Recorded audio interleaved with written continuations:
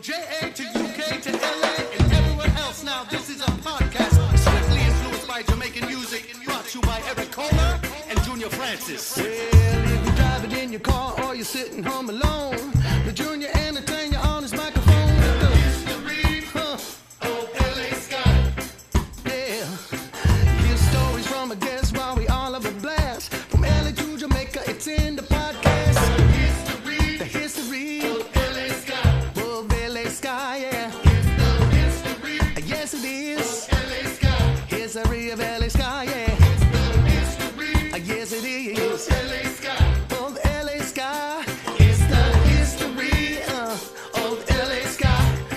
One more time, yeah. It's the history of LA Ska. Welcome to the History of LA Ska one-on-one sessions. I'm your host, Junor Francis, alongside our producer and my good friend, Eric Kohler. This series celebrates the ska, rocksteady, and vintage reggae scene in Southern California and beyond through insightful guests with modern-day talents and, of course, a lot of hardworking people behind the scene. We want to thank them as always. So whether you listen to this podcast series or watch us on YouTube, thanks for your support. And please remember to subscribe and tell as many friends as you possibly can. On this magnificent episode, we welcome a man who wears multiple hats. Sean Flowerdew is a promoter, DJ, musician, and record label operator known for the London International Ska Festival and groups Special Beat, Pama International, Phoenix City All-Stars, the Loafers. He is co-operator of Happy People Record, talking about wearing multiple hats. My goodness. Sean, I feel like you need different hats each time we mention one of those affiliations. Wow. Welcome. Sean, it's great to see you again. Yeah, and you. Thank you. My goodness. We were talking off air. We linked up about 2.5 years ago during one of my stays in London, and that was really good catching up. I didn't know everything that I know about you now when we met up. So looking forward to diving deep. And let's first congratulate you on the stellar lineup for this year's London International Ska Festival, taking place just this next month in April. It's quite a nice and incredible, massive mix of ska, rocksteady, reggae legends, two-tone, some contemporary artists. But in your opinion, what sets this year apart from previous years? It's getting harder. It's getting harder to host events. It's getting harder to host, beautiful heritage artists. Sadly, a lot are going. So, the challenges are bigger. That's but true. I don't know. Every year's beautiful. Every year's different. Every year, someone new will walk through the door that might build a friendship. That might build and we've had a lot of that over the 38 years where people have got married, people have had kids, people have it's like a bad joke. A Russian, a Colombian, and an Irishman walk into a bar. It's the London International Ska Festival. I think this year we've got people coming in from 30 countries. So Wow. That's the incredible thing about it. I think the biggest year we ever did was 50 countries. But that's impressive. It's insane, that someone will get on a plane from Maui to come for a weekend in London. You're like, wow, that's like. But in a sense, they get to for the money. They get to see the artists and they get to see London, right? Definitely. London was always a big part. I mean, it's in the title, but it was always a big part that was the draw. People say, why don't you do a festival, outside or by the, in other places? I'm like, well, because it's an attraction, isn't it? London, Absolutely. Once it's a beautiful city. I love London, but once in someone's lifetime, they want to come to London. So yes, right. I think in a sense the same artists as well. Los Angeles, to some extent, when we do shows in Los Angeles, a lot of people want to see LA. So that's a big factor. When I was a kid and first toured, and I'm going to LA. It was like, yes, mates are like, what? I'm like, yeah, right. So, oh yeah, Junior, go ahead. Sorry. Yes, sir. So how and when the first festival came together and some of the standout performances over the years? So the first festival, I was 17. How is that possible? and nobody told me I couldn't do it. So I hired this venue. My mum lent me £500. I'm not sure I paid her back, but we've moved on. That's a historical. And it was incredible. It was we did the Brixton Fridge, and put the bands of the day. It was bubbling under. I mean, I was in a band, the Loafers, and we were playing a lot of London pubs with bands like Potato Five, the Deltones, Maroon Town, the Trojans, and everyone was doing their own thing. And it was the first time since Two Tone that there was a bit of a buzz. But and what year? So that was we started about 87. The first year of the festival was 88. There was quite a some of those bands were old. I mean, we were kids. We were still at school. You know, we were like when we got our first record deal, the label phoned up and my nan answered the phone. We'd sent them a demo, and the label said, "Oh, is Sean there?" And my nan was like, "Oh, he's not home yet." And he's like, "What, from work?" So, "No, school." We were. I mean, when we first went, we weren't old enough to drive. You know, first studio we went to, we couldn't. So we had to get a lift, and that was all sorts of mayhem ensued. But it was 88, and it was incredible. So I remember looking out. It was a Wednesday night, and up the road in Brixton, and it's just this queue just stretched. I'm like, damn, you know. It's a bit Fields of Dream or Wayneville, depending on you. Right. I mean, there was a Canadian guy who put a show on the night before at the Roby. And sorry. Oh, we lost Sean, but he'll come right back. We'll grab him. Yeah, Junior, that's fascinating. I'm always amazed and interested in the period and the bands that were just after Two Tone. So some of the bands that Sean had mentioned, we'll have to ask him about as well. But that's always been really fascinating. Yeah, and I know very little about the bands that started after the Two Tone. As a matter of fact, I'm just now learning about the Two Tone bands. Right. And I think that had to do with the specials. Oh, I'm sure. Yeah. Here he goes. Here comes Sean. Oh, okay. Come in, Sean. We got you back. Sorry. No, you're good. And that it cut it off somehow. I'm not sure how that happened, but oh no, all good. Will you reposition your phone? There we go. Hold on. Why does that work like that? There we go. Oh. now I'm holding it upright. All good. I'm sorry. So yeah, it was a guy put on a day before in a little pub in North London, and that was really good. Prince Buster turned up with the Trojans and performed. It's not even on. You see the first poster; he's not even on it. I remember he walked on and went, "You say you're a rude boy? You live in a glass house. So don't do us on." The place. It was a small. Yeah, so I think he had done recording with Gaz during the day. Right. So there is a 12-inch Stackerlee version of Stackerlee out that he did with the Trojans. So he came down. Right. But I mean, on the big day, the fridge was like 1,500 people. I didn't have a clue, you know, because I was young. Every press, like NME, Melody Maker, Sounds, gave me free editorial. Amazing. Had my mum's home phone number in for tickets. And it was brilliant. It was around, and it was definitely the catalyst. There'd been other shows that had tried it, but nothing, you know, they were big shows but empty. And that one really, really galvanized everyone. And from there, we went to my vision for the Ska Festival was always portray it in the way that it deserves to be portrayed. So aim bigger. Yeah. I mean, the one guy who did the Nightfall kept it in this little pub. Whereas we moved on the following March, we did the Astoria Theatre in the West End. It was like 1,600. And off the back of that, we started getting more TV, more press. We followed up another show in the May of '89 at the Astoria again. Like legendary venue. Yeah. And that was always my aim, was to like put it on this level, maybe. So how were you able to get the free press?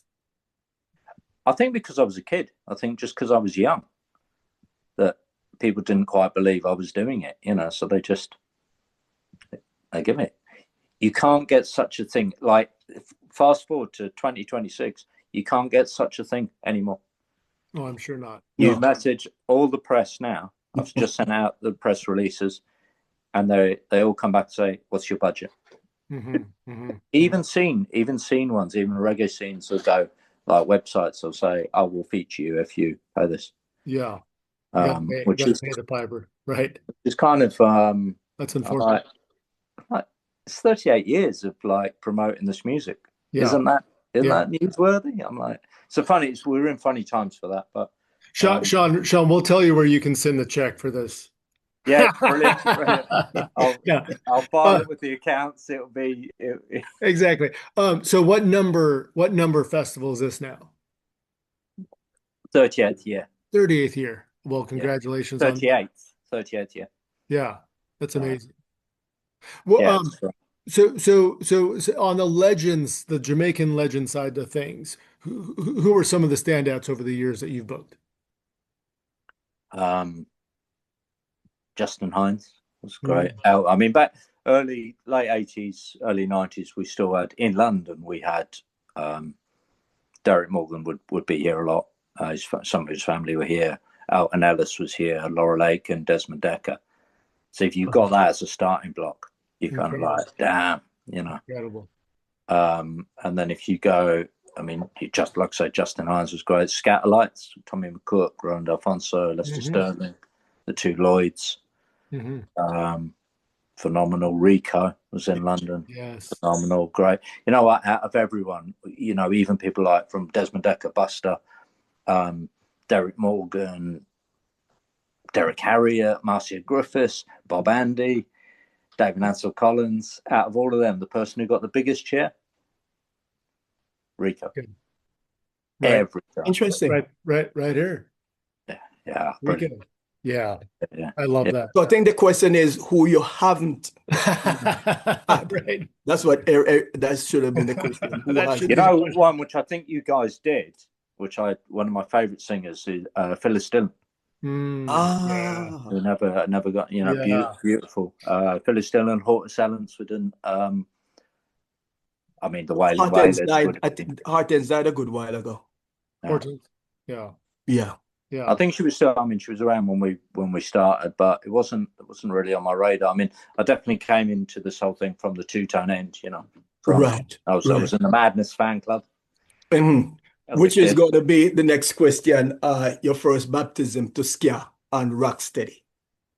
Definitely it's a really familiar story here, through two-tone. Buying the records, getting the Specials debut, Madness's debut, and then looking at the songwriting credits going, hold on a minute.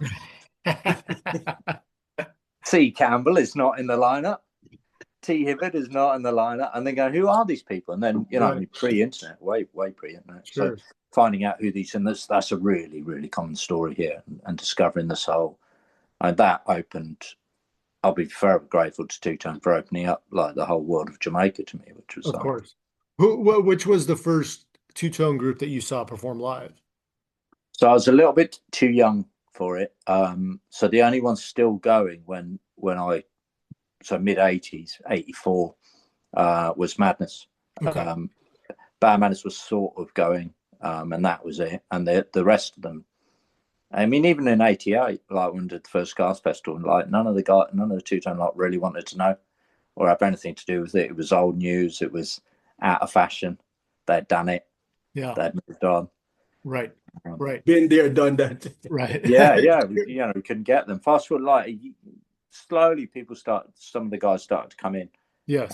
89, and then they start. I'm going, hold on a minute, what's going on here? True.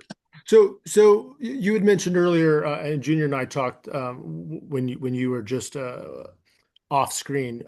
But so the bands that came after Two Tone, let's call it mid to late 80s. You had mentioned a few of them, Maroon 5, sorry, Trojans, not Maroon 5, Maroon Town. sorry, Maroon Town. But Loafers, definitely one of them. To talk about how the Loafers came together and your involvement in the group. So we were at school, we start from about maybe our first efforts, maybe about 10. And then Wow. definitely from 12, we were doing our first. Young. Yeah. Love that. 14, we were gigging. We did our first recordings about 14. And you played what instrument? You were Keyboards. And wow, yeah, that's young. Yeah. And how quickly did you guys start recording music, and then you also throughout your time with the Loafers worked with some legends? Yeah, I kind of back then I just thought, so we started, I think the first demos were probably about 80, 85, maybe 84, 85, but the first recording was probably 87. First album was done in 87, maybe came out 88, so it was around that time. But yeah, back then I just thought, well, you phone people up and ask them if they want to do something, and well, The worst they can say is no. Right. So I remember phoning Laurel. I remember phoning Brad. The Specials was a big influence in my life. I mean, I loved the whole special. I loved the two-tone thing. And when Dance Cranes came out on VHS in England in 89, and I 88, 89, and I wore my copy out. It was so inspirational just watching it. I mean, years later, I met Joe Dunton, who's the cinematographer who sadly just passed. Right. I met him through another fantastic LA guy, Jason Lawless. Oh yes. Yes. So Jason He's Jason. Yeah. You know, it's funny. It takes someone from California to introduce Right. two people in London. I mean, I remember Joe said to me, "Yeah, the VHS was really, really dark." He said, "Yeah, it's the worst copy that in the history of film that's been put onto." When we showed it a few years ago, in Leicester Square, we showed it, and he brought the original 70mm film, and it was like, wow, this is kind of phenomenal. But that was so I managed to get Brad's number somehow, and I phoned him up and just said, "Would you come and produce my band?" And you're talking about John Bradbury, the drummer, right? Yeah. So he produced the Loafers' second album, and that kind of started to open those doors. I did the same with Rankin Roger. I phoned him up. I was 19. And said, told him I wrote songs, which wasn't necessarily strictly true. But I said, "Do you fancy doing some recording? Do you fancy doing some writing?" He said, "Yeah, sure, come up. I've got a studio in my house. Come to Birmingham." Wow. So you have members of Specials, members of English Beat. Yeah. So I mean, there's a beautiful lesson in life of always, even when you're stuck in places, there's always something. There's always something going to happen. You never know. You just got to keep pushing. And I remember sitting with Brad. So I used to drink with Brad.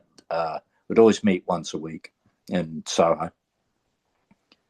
I can't remember really ever what we spoke about. I was trying to think about it. The Loafers had finished, and then one day I just said to him, one conversation said, why don't me and you do a band? And I'd already gone up to Roger's studio, and I said, I could ask Roger. I could ask, and I was this is perfect segue into our question about the special beat. There we go. I was knocking around with Lee as well from Madness, so it could have been a special kind of Madness beat. It could have been even bigger. Special that. But this conversation, we're like, yeah, let's do it. And we knew it was both. We knew it was sort of happening. We knew there was something bubbling under. I just wanted to be in a band with guys from the Specials and the Beat. That was my drive. So did Neville and Linville, because they were part of that as well, right? So that so it panned out. I mean, that day, so summer '90, we said me and Brad, let's do a band together. Brad went off and found Ian Copeland, Yeah. Like Stuart's brother, beautiful man, sadly gone. But I went off and found Ranking Roger, and he agreed. Ian Copeland said, it's funny, quite a few of the other guys from Special Beat argue about who formed it. It was definitely down to me, but the idea for the band name was Ian's. So when Brad found Ian, he said, I'll book it so long as you call it Special Beat. Which I just thought was a terrible name. I mean, it made sense having members from both, largely, right? But yeah, right. I mean, it was bubbling under because just before then, that there was the show at the LA Greek Theatre, wasn't there? That Tim Armstrong filmed. Mm-hmm. You know, so Roger had been out with International Beat up in Berkeley. Yes. So he kind of he when I suggested this thing to him, he had seen it and he was like, "Hold on, yeah." So I can't remember if it was him or Brad. So I asked both of them. I can't remember which one asked Neville. Roger definitely asked Horace because he had worked in general public and yes, right. And it built from there. Roddy was asked, Limble was asked. I remember going to Limble's house. And it didn't pan out with him in 1990. So the first 1991 was Brad, Neville, Horace, Ranking Roger. And then Dave Wakeling would join us whenever we hit California. Wow. So yeah, it was quite, I was 19. I was like, damn. I remember filling out the work permit and I got to occupation. And I said to the tour manager, what do I put there? And he said, musician. I'm like, really? So we've already established 3 milestones pre age 20.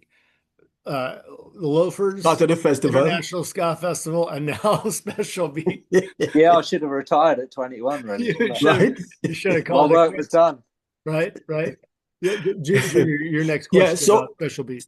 Yeah, so since you've been on the landscape for what seems like eternity, in a good sense, describe the ska scene in the United Kingdom throughout the 80s, or more specifically London, the 80s, after most of the two-tone groups had split. What was this landscape like?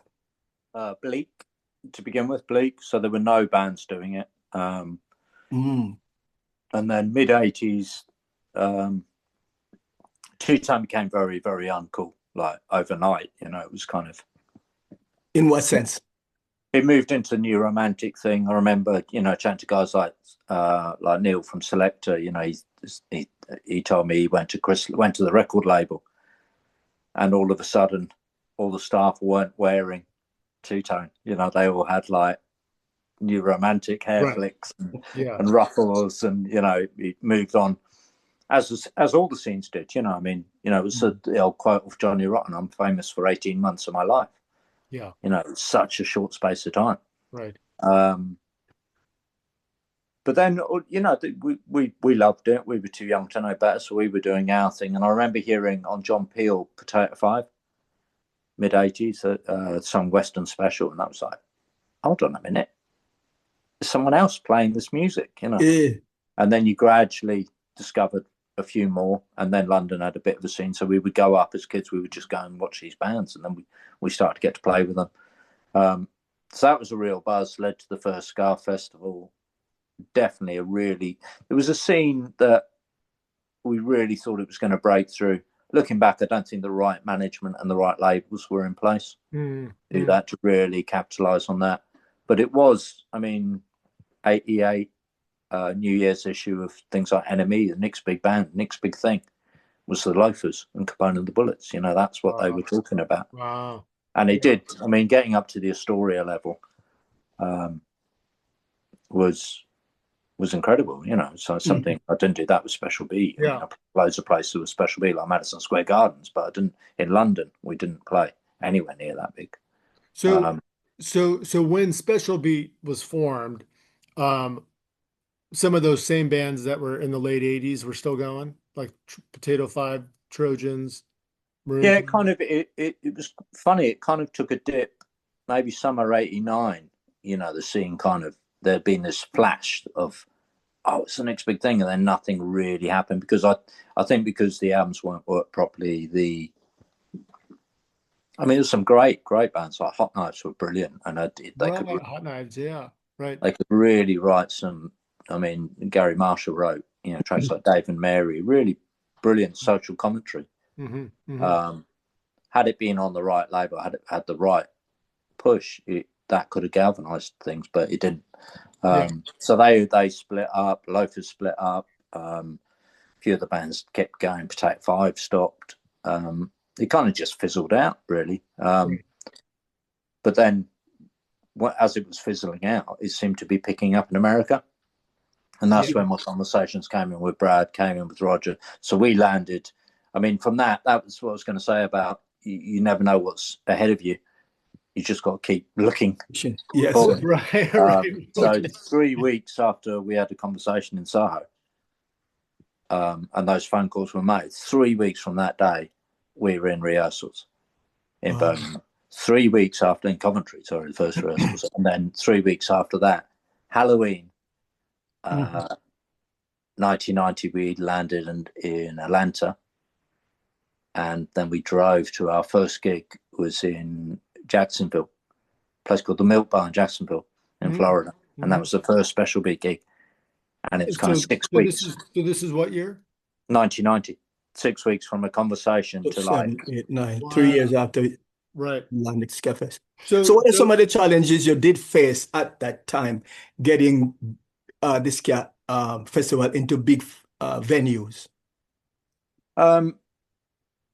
When I was 17, there were no challenges. It just kind of like I booked it and we went for it and it happened. It was kind of and around that time, that's kind of just how there was the scene. Then we stopped for a bit and we did things on and off over the years at smaller venues and for quite a few years. And it kind of morphed. It kind of like in the 90s, it went into like the ska punk thing. So we'd do all dayers in Camden and mix it up, but we would always throw in a trad band, something like the Top Cats. I remember going down brilliantly, like there's more punk stuff, and then you put them on, and I remember they tore the place down. But they definitely have moved on. But that was wonderful to see. There was a whole new generation. So the key to the success is the free publicity you got the first year. Yeah, I mean that definitely helped. But there was, I suppose I got lucky, but it had been tried and it was just the right time. It was just captured people's imagination. I mean, the first Scarfest was a Tuesday and Wednesday night. Yeah. Why on earth are people going to turn out from all over the country on Wednesday night? Yeah. I mean, we had Bad Manners were doing quite well. They had quite a good album, like the first sort of new album since the glory days. It was that Return of the Ugly that was getting a bit of interest. I don't know why the scene built. There was a fanzine at the time actually called Zoot, which was really helped focus people's attention and kind of pulled it all together, Yeah. Gave it a narrative. Rightness of time, rightness of place. Oh, that's so true. Yeah. It was just because there were shows just the year before that I went to at Brixton Academy. It was like, 5,000, 4,500 cap, or I remember going to see Gaz Mail put a show on with Elton Ellis and his band and the Maroon Town at the Town and Country Club, which was maybe about 2,000 capacity, and there weren't many. Yeah. But when we hit it in December '88, it was amazing. It was the right time, right? And it was that little window. I mean, I think it could have been done much better, and even moving into Special Beat had we known. I mean, the amount of people Special Beat played to in America was absolutely insane. I honestly don't think there's a star band that played to more people. So speaking of which, Junior, you had a question about the famous tour of '93 with Special Beat. Take us back there. So talk about the famous Ska Movie tour of 1993, right? It was Special Beat, the Selector, Scatolites, the Toasters, and then some local groups sometimes, right? Talk about that. How did that come together, and what were some of the highlights? So I quit Special Beat in 1992. So there were no highlights. My eye was always on, let's get these incredible people together and let's record some new music. Let's move it forward. Which we did. We did record a few bits, which nothing's really seen. A couple of tracks saw the light of day. So I left in end of '92 to do a new band with Limble and a few other people like Graham from who was Finding Cannibals, and that kind of that worked. That morphed in the end. Signed a massive record deal, like over £1 million deals at the end of the '90s. And what was that? What was that group called? It was a band called Skanger. It was me and Graham Hamilton from Finding Cannibals and a singer. Limble had gone back to doing the Specials Mark II.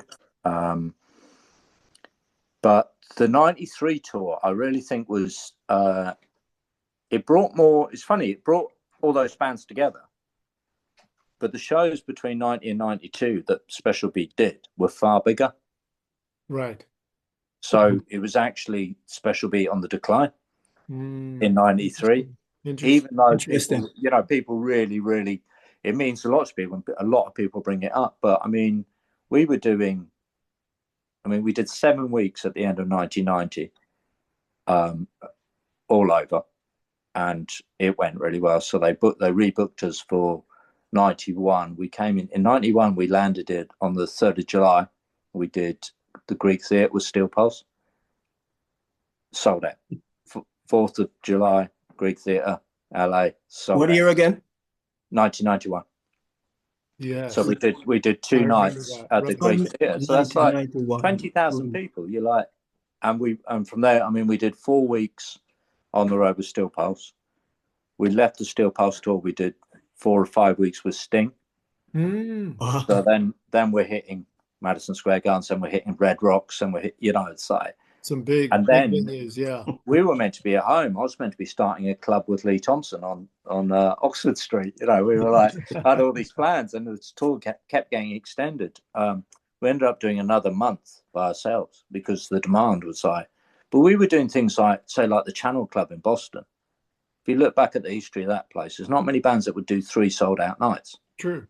Yeah. Special Beat at that point were absolutely on fire. The live band, Roger and Neville, were phenomenal. Brad driving it, Horace. It was an incredible live band. It really was. And some lifelong friendships with some of these musicians, these legends. A few of them came on when we did when I started Pama International. Horace was part of that. Limble was part of that. So since you touch on that was actually going to be our next question. So you're helping us along here. Talk about Pama International and how that came about. Pama came about off the back of finished Special B, wanted to get a record deal, wanted to put it into a bigger audience. And we did that in the '90s. We signed the deals with A&M, 1 million for a 6-album deal. Publishing deal with Sony, 1.4 million for a 4-album deal. And that really is I really thought that's what I wanted. And then I got to see how that sort of money changes people. And the people that were around it, I was like, this is not. And just before that, we finished the album. And just before the Skanger album came out, what was it? Seagram's bought out the Philips Group. Philips Group owned Universal or MCA, A&M, Ireland, Mercury. They owned about 4 of the majors, so they bought them out for 19 billion. So even though 400,000 had been spent making our album, it's like it was nothing in that scheme. And they actually closed A&M. So unless at the time you were Sting, Sheryl Crow, Christopher Burt, Beautiful South, you just got shelved. So just before we were doing the first single was due out. The first single was on a film, Lock, Stock and 2 Smoking Barrels. That was on that, and that was due out. Tip for top 5. We were doing radio. We were doing, and then the rug got pulled.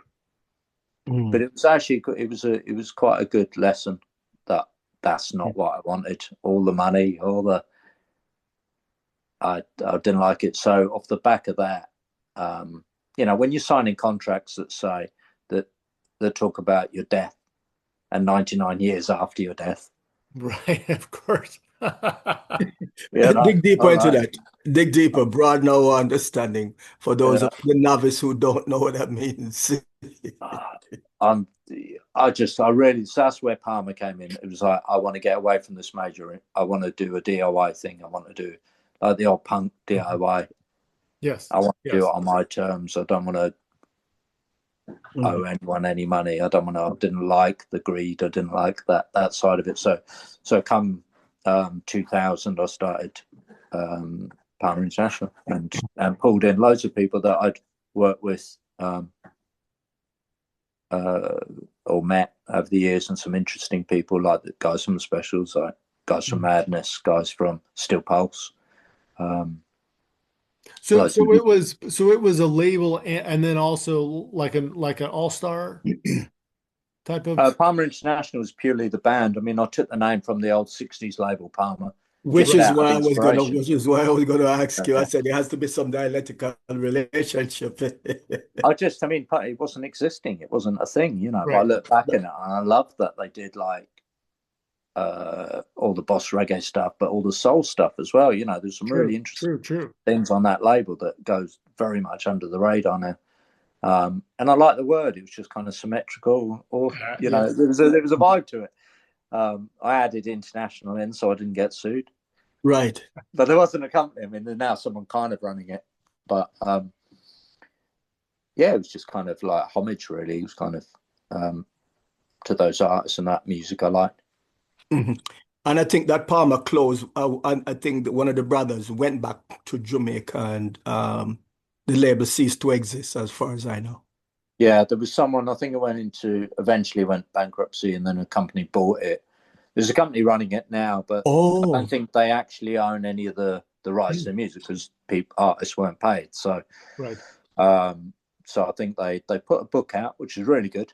For the artwork, so they own all that, and you can buy all the great labels, all those great like Crab, those great logos and Escort, and throw them to the catalog.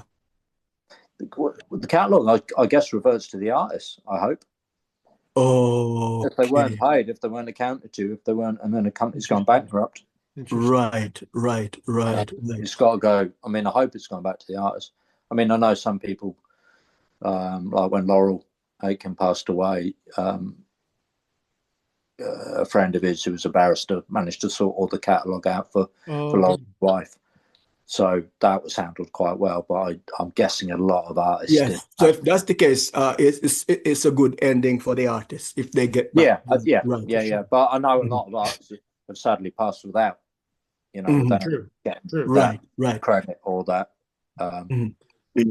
So Palmer, your label, work with numerous legends, including Rico, just to name a few. Dennis Al Capone, Derek Morgan, Don Penn, Dave Anansa Collins. How did these opportunities come about for you? Is it because they were there in England, so they were at your fingertip, you just dial them in? Well, we worked hard when I did Palmer. We went on very much on like the punk DIY thing, and played with a lot of different bands, a lot of punk bands, a lot of dub bands, anywhere we could to build an audience. So we got to a point where Trojan approached us because we were doing quite well and said, would you like to do something for the label? So that was 2000, God, when was it? 2006. So we became the first band in 30 years, first new band signed to Trojan. Wow. Which was mind-blowing, really, Yeah, right. I mean, at the time, they were getting a lot of kind of well-known DJs to select, like people like Don Letts, to do their favourite tracks, and they'd put out a compilation. And they kind of came with that idea to us, and I was like, well, how about we write new songs for some legendary artists? So that's what we did. So I got to write. I got to write for Derek Morgan. I got to write for Dawn Penn. I got to write for Winston Francis, AJ Franklin, Rico. And Sean, did you approach the legends, or did Trojan, or a combination? I did. I approached. So They kind of knew, but there was an issue with Trojan. It might have been under new ownership, but there was still a history of non-payment or bad artists taste. feeling aggrieved. Yeah, right. So it was quite awkward if the label approached, then the artist would ask for more money. I was given a budget, and we managed to. Yeah, everyone was really happy with it, and it did well. That was mid 2000s. So the biggest takeaway from the conversation so far is keep on pushing. Keep on pushing. Keep on. Right. Yes. I Yes. mean that, and it became something at that time. Actually, credit where credit's due. That made it popular in the UK again was soul jazz. Yes. Yes. They picked up the Studio One thing. Right. And that Because had a massive I know that thing. I think Studio One took back all their stuff from Ireland and Trojan. Yeah.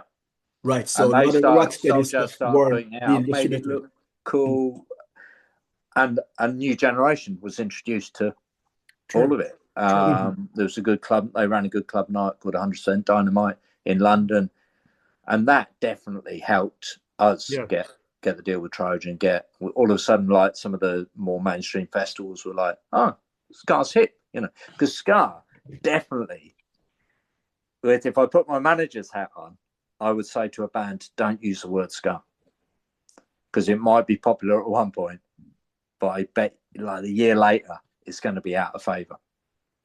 And the bands that have done the best in the UK never use the word. Like the Specials and that never really used it. I think Dance Grace had the best of British ska, and that was probably the only tagline they ever used it on. Yeah, that's fascinating. Right. I remember listening to them do interviews in America from 1990 and that. And they would always, all of them guys would go, "We weren't a ska band." Everyone was going, "Oh, ska, ska, ska." And they were like, it's funny how it changed when it became, hold on, this is getting popular now. Yeah, we were a ska band. We always did. Of course. So you mentioned, and we've talked about a number of legends that you've had the honor of working with. Because here we know, and we talked a little bit about this off camera, but the challenge, right, of getting fans out to see some of these legends. So over the course of, I guess, since the late 80s, since you've been working with the legends, have you noticed like ebb and flows, or as far as the level of interest of fans taking, and coming out to these shows, whether, it's you backing these artists or you promoting the shows? Well, specifically on that front, how have you seen that change, if any, over the years? Yeah, definitely ebbs and flows. And it's like, I'm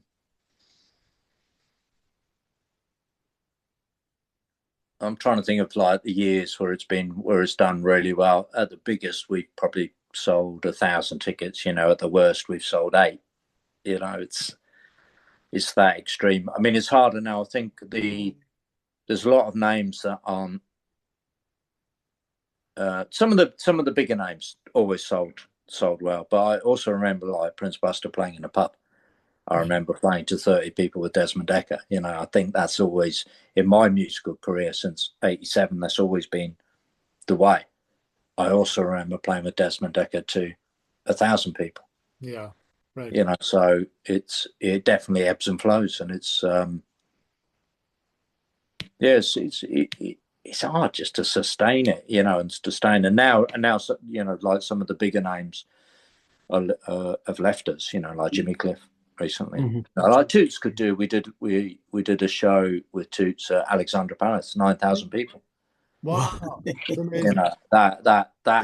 That's the capability. But then you look at like a Specials or a Madness show in London or in the UK, and it's big numbers, Of course, yeah. And it's like, well, why aren't these people?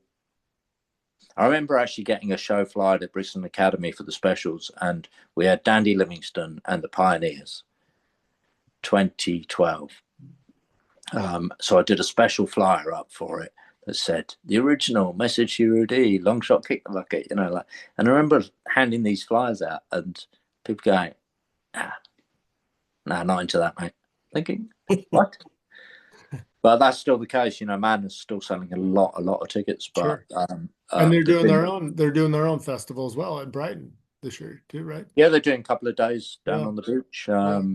Yeah, no, I mean they're still releasing new music. They're still doing it. Yeah. I think they're coming to the States this year, right? Yeah, they are. Yeah. Yeah, and Junior, we saw them a couple of years ago as well, and yeah, I mean they continue Amazing. to deliver for sure. I went up to Glasgow to see the Hit Parade tour, and it was at Christmas, and it was brilliant. It was a great place to see a gig in Glasgow. Brilliant, I'm sure. Beautiful people, really up for it. Junior, next question. Yes, interested in knowing about your most recent group, Phoenix City All Star. Does that have anything to do with Phoenix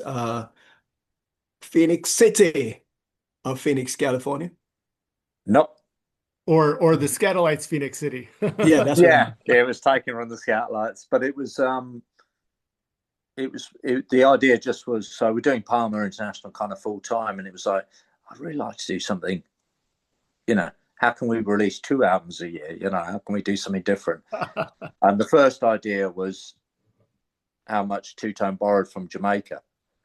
So it was like, why don't we do them in a style that puts it back and blurs the historical timeline a bit? And it worked. The Two Tone Gone Ska one was a lot of people. I remember Neil Davis saying to me, "Yeah, it's great, Sean, but everyone's going to think I robbed it." No. Everyone's going to think that was before. And I remember Rodigan going to me, "Did you do this?" And I was like, "Yeah." He said, "But it sounds like 1963 Federal Studio." It's like, "How did you do it?" Like, well, can't tell you, but it's that was it's a lot of fun doing, because it's a total different discipline from like Pama, which is very personal, and it's my own writing, and it's like taking a subject, be it the first album was Two Tone, the second album was the Rolling Stones. Well, here, speaking of which, this is what I was listening to this morning. I love that. I think that's probably my favorite, because I'm a big Stones fan, and yeah, I really love that album. So that was I didn't realize that was back in 2012. Yeah, so I love it because I think it worked because it came from the same pot, maybe. Because it came from rhythm and blues. Both came from rhythm and blues. Yeah, that's true. Right. It worked, and the minor key, like Play With Fire, Paint It Black, you could hear the Scatolites doing that. It's like, why didn't they? Why didn't they cover it? Interestingly enough, the first time I heard the song from the group, I said, "Wow, some serious guys in Phoenix, reviving Ska Rocksteady, and they play good." Without knowing any further information, I just heard this. They're a lot of fun. They are a lot of fun to do. I mean, that first funny thing, I don't think it's on the credits because he kind of went under the radar a little bit with the Two Tone one. It's actually Horace on bass. Oh, wow. I remember phoning him up and going, "Wow, that's cool. You fancy covering your own tunes?" Yeah, somebody just played a song for me, and I said, "Wow, these guys in Phoenix are serious. Maybe they need to tour LA."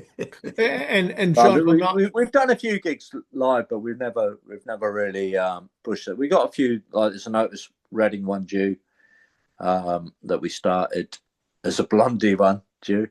Wow. So these are still to be released? Yeah. Okay. So what's the hold up? What's the delay? It's brilliant. It's kind of you really can relax and really switch off, but it's got to be creative. I mean, there's a lot.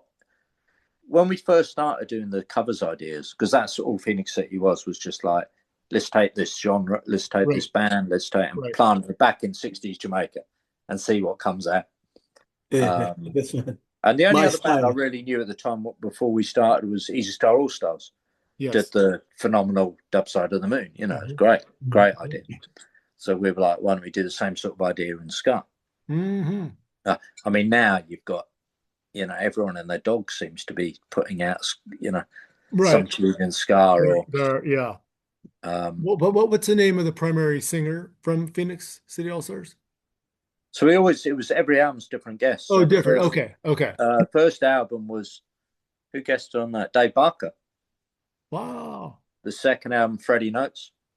Mm-hmm. Because Dave started out, he started out as a singer. Freddie did two, and there was a guy, Nathan, who did, who was in the band Sidewalk Dogs, a brilliant band with Lenny, who co-produces with me, and he did great versions of Wild Horses and Honky Tonk Woman. Third album, Dexys Midnight Runners. It was a great lady called Cara who's played in Pama, and also Zion Train.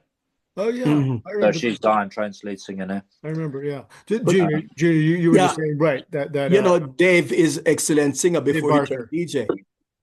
One of my vocalist. favorite tracks. There's two tracks I'm really, really proud of with Phoenix City, because they both become staples of phenomenal artist sets. One is Dave Barker, and we did a version of him of "Will You Still Love Me Tomorrow?" Okay, I'll listen to that one. And it's brilliant. But now it's part of, it's a track done in 2012. But yeah, it's part of it. It stands up with these. And the other one, Satisfaction, with Freddie Notes singing it. I love that one. Freddie just I didn't realize that was Freddie. Okay, wow. And he actually played Mick and Bianca's wedding. Oh, okay. So the Rudies played Mick and Bianca's wedding. That's so how things come full circle. There's a line where he changes it. I'm not sure it was intentional, but he says, "I get in my car and turn on my telly." Like, damn, I always with him, I'm like, "Freddie, you got one fancy car, man, but you got to keep your eyes on the road." Right, of course. So I think the original was turn on my radio. Right, like, where'd you get telly from? Right. So talk about Happy People Records, how that opportunity came about. So Happy People was started just. So I've done labels from when I was 17. I had one called Staccato. All of these things, all are promoting all the. I put the first Ska Festival on to put my band on. I did my first label when I was 17 to release my band. You know what? You'd be foolish not to. And I couldn't believe when I did my first label, Staccato Records, I couldn't believe that you were allowed to. I couldn't believe that someone at the pressing plant would go, I don't know. I thought there'd be some quality control. Can you imagine anyone can phone up and get a record press? I couldn't believe it when I was 17. Hey, there's no quality control in our federal government, so why? Yeah. I mean, now 55. Now I see it. At 17, I was like, I'm going to get rumbled sooner or later. But so Happy People came about really, just following. I've always done labels, always. It's always something I like. You hear a band, you go, I want to tell someone about that. And I kind of, I guess I take it to an extreme where I go like, I want to press up 300 records, 500 records, 1,000 records, and spread it. So Happy People really, I started to do Phoenix City and Palma, just have my own control over that. And what year was that now? Around the same time, around that sort of 2012, maybe. Okay. Around that. 2014. And what was your first release? I think the first one was the third Phoenix City album, the Dexys Midnight Runners covers thing. Mm-hmm. That was a debut. I remember reading a review of it, an American review of it, and they're like, "We never really heard of this band other than Come On Eileen," and it didn't occur to me until they were one hit wonders. Yeah, they weren't known, were they? Whereas the first album here was like a really big deal. They were on the two-tone tour when Madness left the tour that went to America. Dexys came. They had the whole soul thing going on the first album. Yeah. I had since discovered some of the, like Gino and some of the other tracks, really good ones. But yeah, here it was. So Sean, at 17, I'm still riding a donkey in Manchester.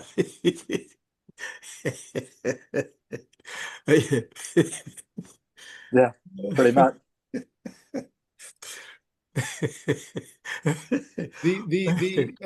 Okay, so for Happy People, what's the most recent release? So kind of it I really plowed into it in lockdown.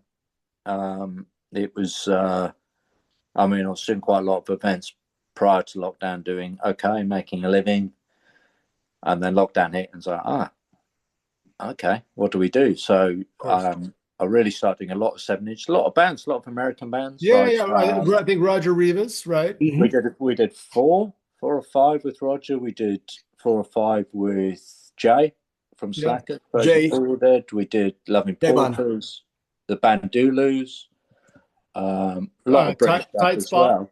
Tight spot, right? The all female group. That's killer. That's one of my favourite tunes. Yeah. You know? But there was a beautiful thing in lockdown where people had more time all of a sudden. I mean, it was obviously a very, very hard time, an isolating time. But people actually had a little bit more money and they had a little bit more time. So they wanted something nice landing on their doormat. Yeah. So we would do runs of 307 inches. And it got me through lockdown. It's like just 300. You did 300? 300 of each one. And we'd do 100 on the color, 200 on the black. Oh, that's amazing. So was that economically feasible? They were selling out before they came back from the plant. Wow. There was a sweet spot that I'd hand number everything, would hand stamp them all, and it really got me. It was really therapeutic. And then doing all the addresses to Czechoslovakia or Brazil or right Japan, and I'm like, damn, this music. And the really wonderful thing at the time, it could be any band. They didn't even have to exist anymore. All it had to be was if I thought I could get radio play for the song. Right. I liked it and thought, I can hear that. I can hear Don Letts playing that. I can hear Rodigan playing that. I mean, Rodigan would play like 4 Happy People tracks on one show. So could you imagine? He did that numerous times. Could you imagine though?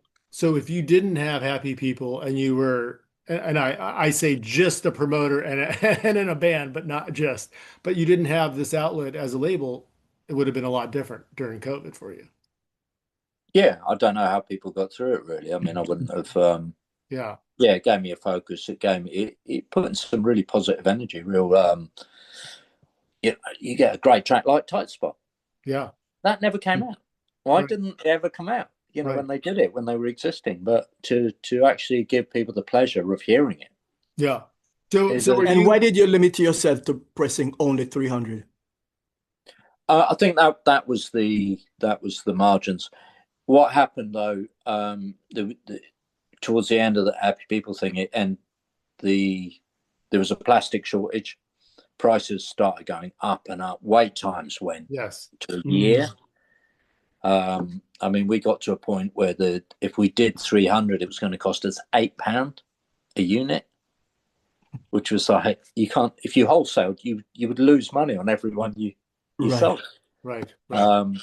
So it became really hard. So the last few we did 500 copies to bring the unit price down, but then I'm still sitting on. So I think 300 at that time was a real sweet spot, and it was a really nice thing of selling out. Of not being. I know you've got the old label model of never go out of stock, but there was something really nice of just doing Of course. Well, it also creates a sense of urgency for fans to buy, right? Yeah. So are you? So now moving forward with Happy People, are you looking like what's your business model or philosophy as far as are you looking for new artists? Do you get approached? Not so much because we're not releasing so much. So, but I think I've got a lot coming. I hit a little bit of a wall with it financially and mentally, which we do in life. And I had to stand back a little bit for health. But the issue with that is I haven't been able to stop writing. So there's actually 70 albums. Wow. Like between your various groups. I mean, between Pama 70 albums sitting there to be released, which is like to be released. Yeah. I mean, a few of those are reissues, but there's a few that are like, there's a few new ones. Your pen has no rest, just constant writing. I love it. I mean, the writing. If I had a business mind, which I definitely don't, then the thing that's earned me the most money in my career is my songwriting. Is getting songs on films, getting. No, you don't have a business. You're not a capitalist. Not a parasitic capitalistic mind. Which I think is the best way to be in business, isn't it? Yeah. I mean, you're in it for love. Yeah. So talk as we near the end here. So let's go back to this year's and the upcoming London International Ska Festival. It's over the course of how many days, and what's the overall general schedule looking like? And we've got 3 days this year. I've downsized by a day. And it's, just trying to, you summed it up really well earlier on, it's kind of trying to show the evolution, trying to show the, from ska right through how it's morphed, how it's, I mean, I love that. Someone should make a film, do the story of ska, like how it's affected every generation. Yes, in big ways or little ways, how people approach it, each new generation approaches it differently, and how it's gone around the world. Yes. How there's a festival in Indonesia. Right. Yes. Or how there's a band in Peru. It's what a beautiful story, man, from this small island. And how massive it is in Japan and in Mexico. Yeah. Right. So Sean, can you do day one of, we do 10 DJs select 10 songs each. We call it Hot 100. So we got like Lee from Madness doing that, and a few interesting characters like Terry Edwards, brilliant musician who did the Higsons on Two Tone and formed Battlefield 8 with Bedders from Madness. But there's a few DJs from around the world on that one. Nice. We're just gonna a nice easy opener, and then Selector on the Dixie Queen is, I mean, that's sold out in 2 days. Yes. So as best as you can you do a roll call, rattle off some of the names? I know so headliners, select Keith and Tex, Roy and Yvonne. Yes. Proper pioneers, proper original. A lot of anniversaries coming up, so that will be, with that show, the Keith and Tex, Roy and Yvonne show, we'd celebrate 60 years of Rocksteady. Yes, big year. Yes, this 2026, 60. Yeah, which is incredible. Not celebrating is the wrong word, marking the 50th anniversary of Rock Against Racism here. Right. From when it formed. So we got Misty and Roots. We've got 3 acts that played the original shows, Misty and Roots, Cimarrons. Big time. And Rhoda. Rhoda's going to guest with Phoenix City doing the Clash in dub. Nice. So Rhoda did the last ever specials gig, original lineup in 81, which was Leeds Rock Against Racism show. Right. Yes. So she guested with them then. Significant. So those are the kind of headliners. We got bands. We got the Deltones, who were from the late 80s, all girl band at the 100 Club.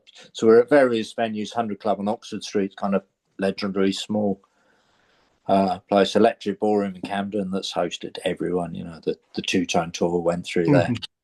So we're in there with Misty and Cimarrons. I think that those are the headlines. That's exciting. So great. One question, I told someone I would be talking to you, would be interviewing you.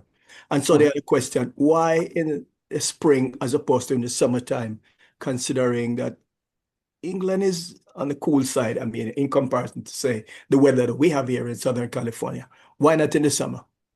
Yeah, I've always been the thought of doing an outdoor show. It's like the British weather. My nan used to say, if you don't like the English weather, wait 5 minutes. The thought of doing an outside show would just be like, I don't know, man, that filled me with dread. So it was always indoors. I mean, the first one was 20th and 21st of December, 1988. Dead of winter. And doing, rather than a big field, doing it indoors, doing it in multiple historical venues, also gave people coming who love, like we discussed about how much people like London. You get to see a club that's hosted. Yes. The Sex Pistols flashback in, 77, or, right. You get to experience and walk in these rooms. There's history, which is, people love it. So yeah, that was, and Easter was, or I always thought Easter was a good weekend, because here you've got there's more days off. So you've got the Friday, the Good Friday off. You've got the Monday off. So right, being the holiday. So a lot of strategic thinking went into putting it together at this particular time. Yeah. And then we landed on that when I brought it back in 2011.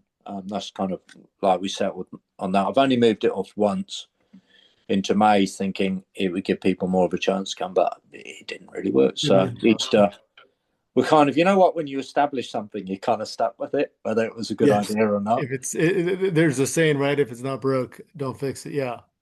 Yeah, and congrats on a really stellar year with this lineup. So looking ahead throughout the rest of 2026, whether it be through Pama International or Phoenix City, what's on the horizon? What can fans and people expect? So it's the 25th anniversary of Pama International. All right, happy anniversary. Thank you very much.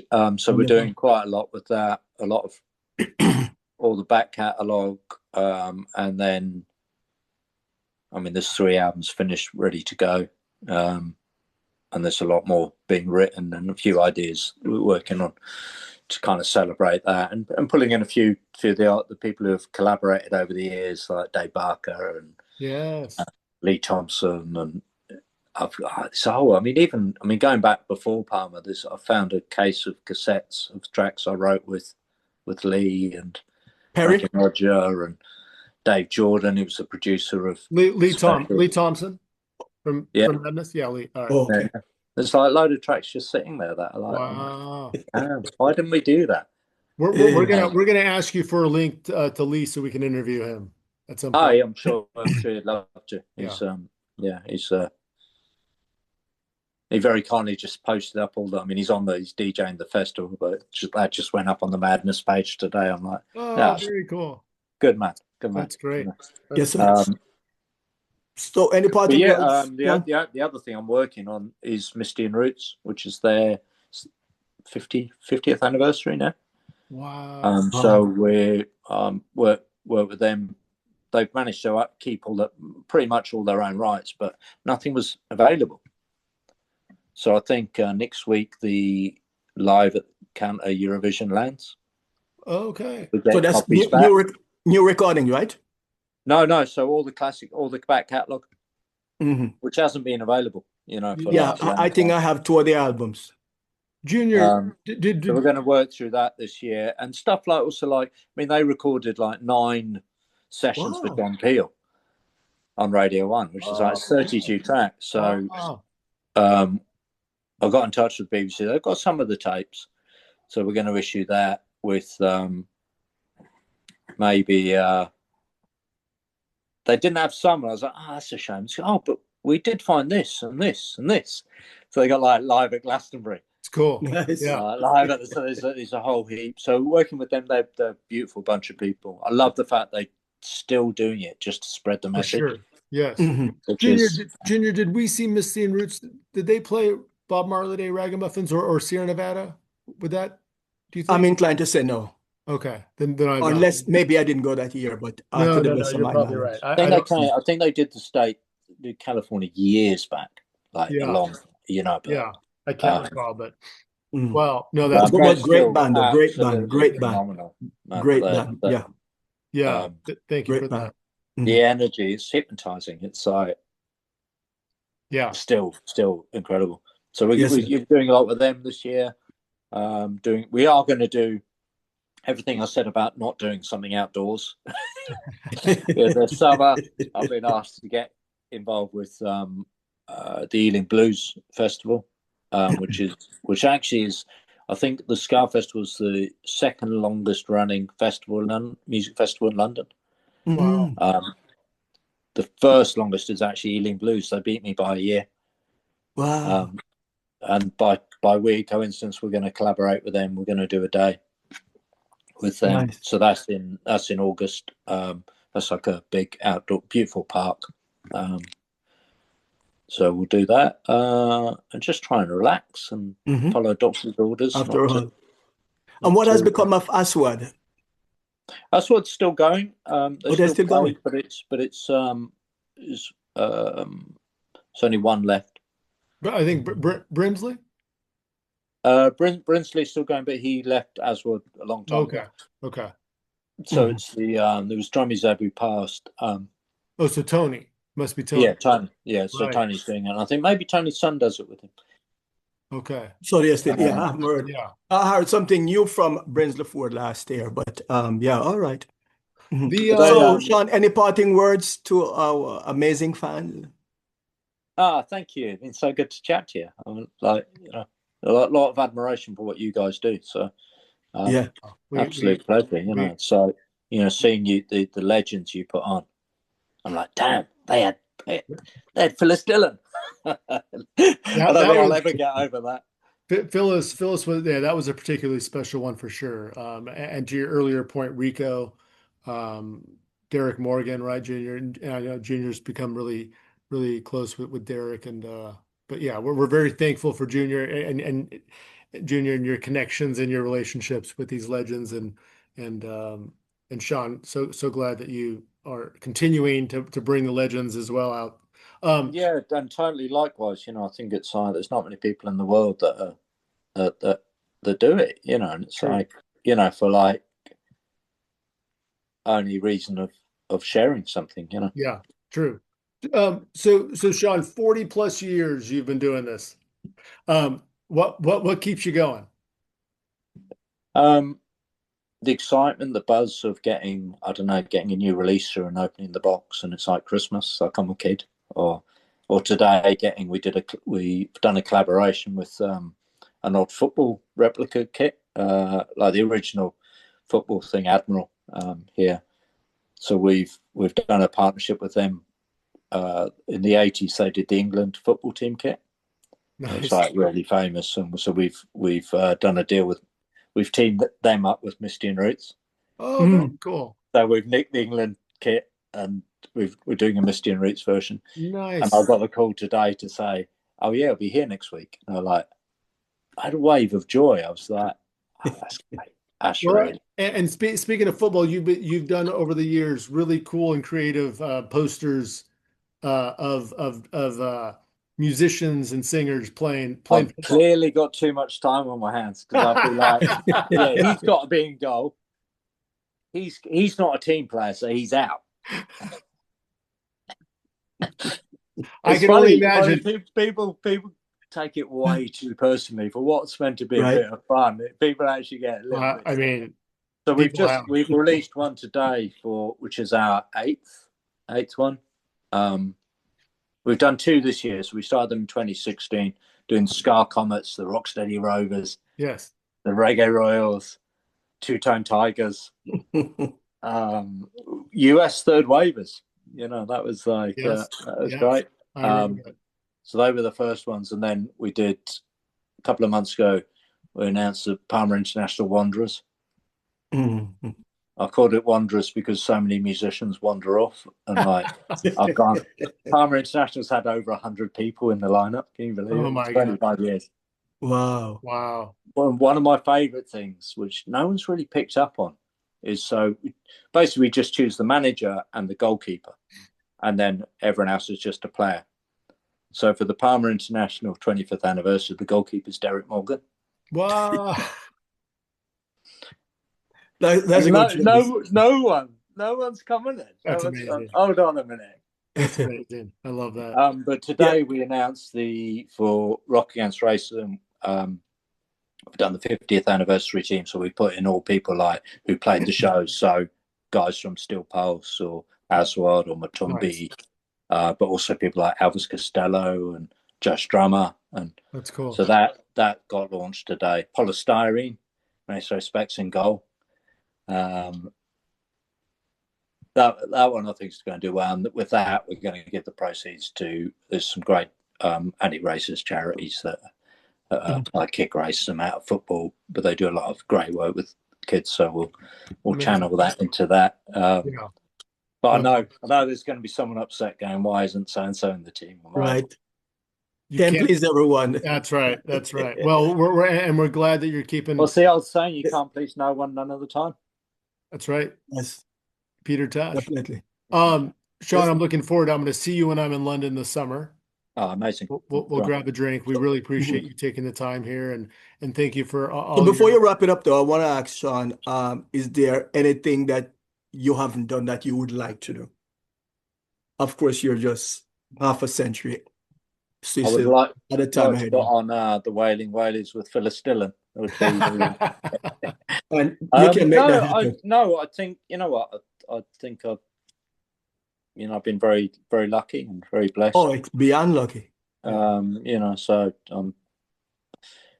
I'd like to carry on. I'd like to do the 40th anniversary of the Ska Festival. I think that would be a Nice. Someone So said we're to me, "What are you going to years do away after from the that?" I said, 40th, "I right? don't mind if I do anything after that." Two years from the 40th?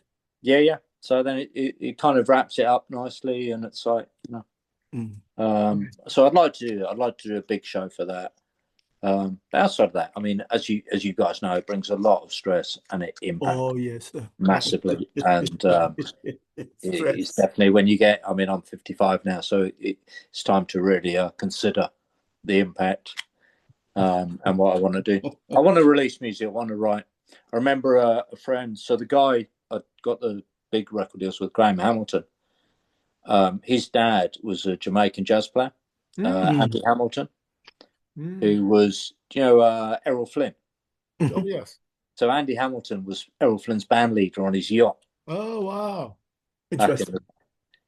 He came to the UK in the 50s. This is sort of a tenor player, beautiful, very breathy tenor player. He'd go to get the milk in a three-piece suit, he's that sort of gentleman. He celebrated his 90th birthday with the gig. And there were people at the gig, there were like youngsters that he was teaching, there were grown men who were older than that he had taught, Right. And I'm like, wow, that's what I'd love to do. There we go. Keep writing, maybe retire from the business, the promoting side of it, the label side of it, but keep writing. I mean, that's what I really enjoy. I love that. Yes, sir. Well, thank you. Wow. Thank you so much. Well, really enjoyed talking. Very welcome. Absolute pleasure, man. Yeah, man. Thanks Best Friday night ever. Yes. Thanks, Sean. And thanks to everyone for their ongoing support. And please subscribe to this podcast series on our YouTube channel. Follow us at History of LA Ska on Instagram and join our Facebook group. This series is produced by my good friend Eric Kohler of Rockery Radio. Yes, Junior. Thank you so Yes, much. Sean, thank you. And we appreciate everyone's ongoing support. And we do remind and encourage you to please do your part to celebrate and preserve the scene. And I'll leave you with this. Come on out, put on your dancing shoes, and enjoy yourself. So until next time, Sean, Junior, much love and be well. Indeed. Take care now. Thank you very much. All right. Bye-bye.